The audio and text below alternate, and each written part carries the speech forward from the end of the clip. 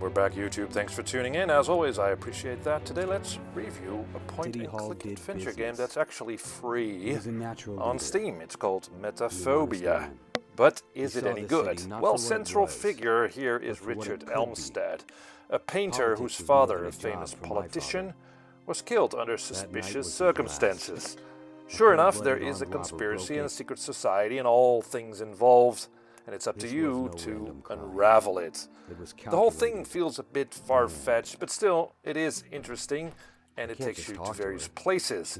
And the pixel style of these places, the graphics, are very distinct and clear, and especially the rotoscoped animations really bring the characters that you'll meet in this game to life. Speaking of characters, there are various characters to talk to, and the story might be a little bit far-fetched, as I said, but the characters are well established and all extremely well voiced. Do you have a moment, sweetheart?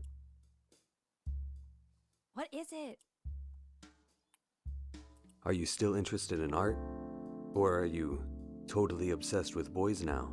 Are you making fun of me? Trying to make a joke. Of course I'm still interested in art, Dad. What are you working on? There's also quite a bit of background to the main character. I mean, he's pretty much a mess, as he has had these problems in the past, and he has this teenage daughter who's giving him a hard time. So it is all kind of relatable, so it's well grounded, although again the story is a little bit far-fetched. It's not very good resolved in the end as well. It seems like, yeah, the author didn't really thought the whole thing through. But still, it is fun to go through this whole thing. There's even some classic tunes here and there in the game that sort of complete the whole package. Other than that, in terms of gameplay, this is classic pointing and clicking, which means that you use the mouse to hover the cursor over something interesting, and if it turns yellow, well, it is interactable, and with the right click of the mouse, you will look at it, and it gives you information through the main character, and left-clicking it will pick the item up or will activate it. Stuff like that. I mean, it's pretty self-explanatory if you've played point-and-click adventure games in the past. Also, some items can be combined to make others, and that sort of thing. I mean, again, it's self-explanatory. Puzzles mostly makes sense given the circumstances, although at the end they became a little bit far-fetched also.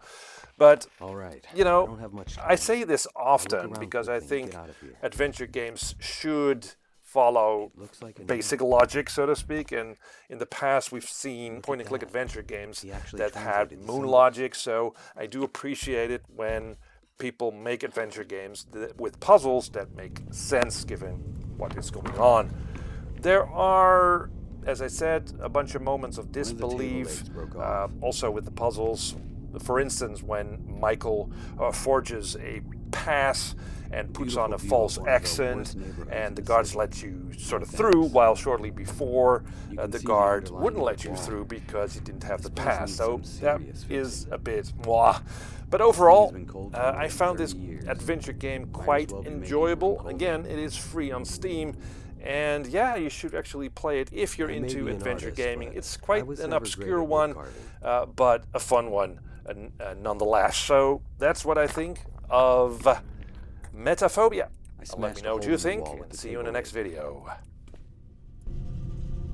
There's something in here. Look at that. A map I found in Coltrane's apartment.